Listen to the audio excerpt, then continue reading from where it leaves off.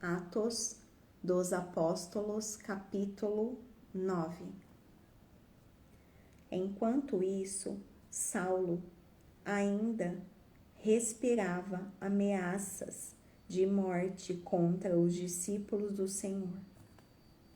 Dirigindo-se ao sumo sacerdote, pediu-lhe cartas para as sinagogas de Damasco, de maneira que, caso encontrasse ali homens ou mulheres que pertencessem ao caminho, pudessem levá-los presos para Jerusalém. Em sua viagem, quando se aproximava de Damasco, de repente, brilhou ao seu redor uma luz vinda do céu. Ele caiu por terra e ouviu uma voz que lhe dizia: Saulo, Saulo, por que você me persegue? Saulo perguntou: Quem és tu, Senhor? Ele respondeu: Eu sou Jesus, a quem você persegue. Levante-se, entre na cidade.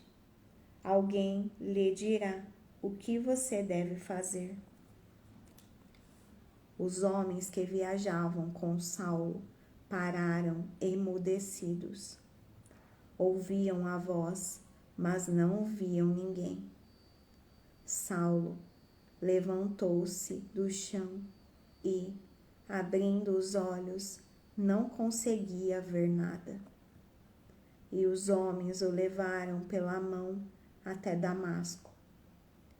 Por 3 dias ele esteve cego, não comeu nem bebeu. Em Damasco havia um discípulo chamado Ananias. O Senhor o chamou numa visão: Ananias. Eis-me aqui, Senhor, respondeu ele.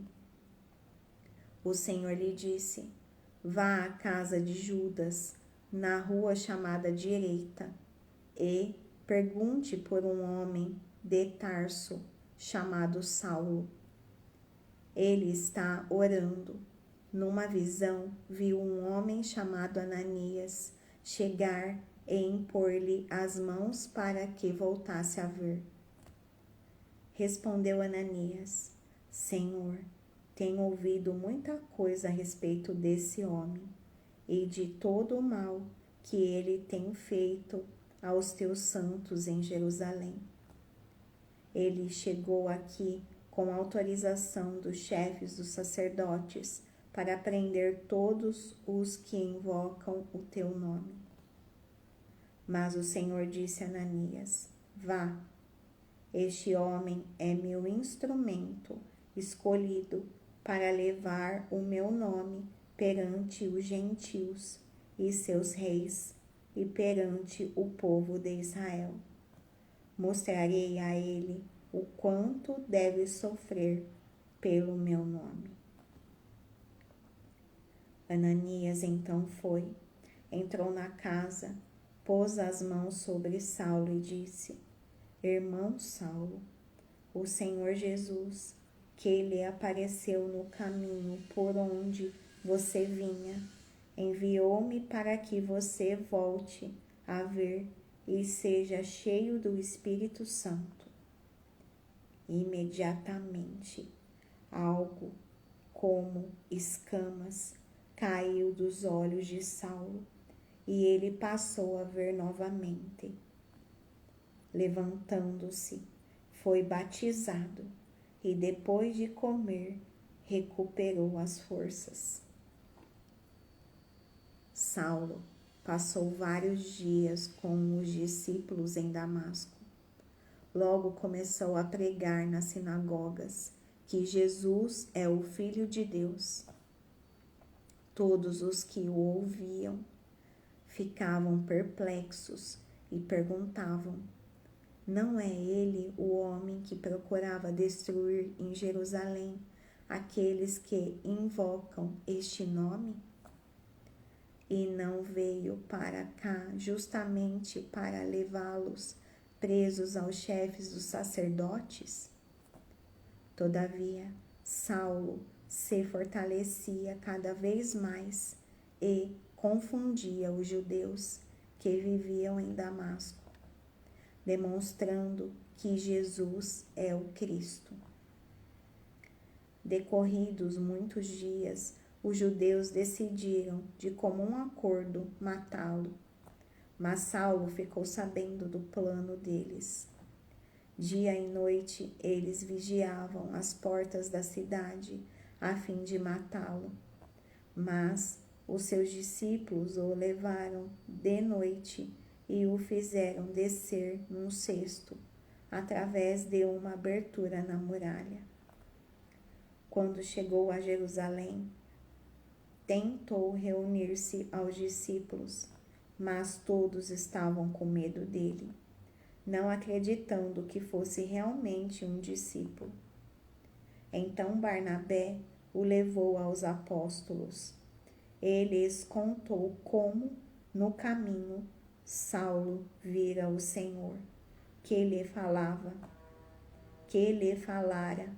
e como em Damasco ele havia pregado corajosamente em nome de Jesus. Assim, Saulo ficou com eles e andava com liberdade em Jerusalém, pregando corajosamente o nome do Senhor. Falava e discutia com os judeus de fala grega, mas estes tentavam matá-lo. Sabendo disso, os irmãos o levaram para Cesareia e o enviaram para Tarso. A igreja passava por um período de paz em toda a Judéia, Galileia e Samaria. Ela se edificava e, encorajada pelo Espírito Santo, crescia em número, vivendo no temor do Senhor. Viajando por toda parte, Pedro foi visitar os santos que viviam em Lida. Ali encontrou um paralítico chamado Enéas, que estava acamado fazia 8 anos. Disse-lhe Pedro: Enéas, Jesus Cristo vai curá-lo. Levante-se e arrume a sua cama. Ele se levantou imediatamente. Todos os que viviam em Lida e Sarona ouviram e se converteram ao Senhor. Em Jope havia uma discípula chamada Tabita, que em grego é Dorcas, que se dedicava a praticar boas obras e dar esmolas. Naqueles dias ela ficou doente e morreu, e seu corpo foi levado e colocado num quarto do andar superior. Lida ficava perto de Jope, e quando os discípulos ouviram falar que Pedro estava em Lida, mandaram-lhe 2 homens dizer-lhe: não se demore em vir até nós. Pedro foi com eles, e quando chegou, foi levado para o quarto do andar superior.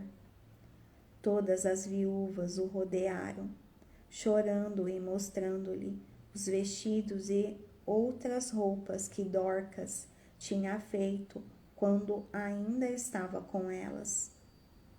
Pedro mandou que todos saíssem do quarto. Depois, ajoelhou-se e orou. Voltando-se para a mulher morta, disse: Tabita, levante-se. Ela abriu os olhos e, vendo Pedro, sentou-se. Tomando-a pela mão, ajudou-a a pôr-se em pé. Então, chamando os santos e as viúvas, apresentou-a viva. Este fato se tornou conhecido em toda a cidade de Jope, e muitos creram no Senhor. Pedro ficou em Jope durante algum tempo, com um curtidor de couro chamado Simão.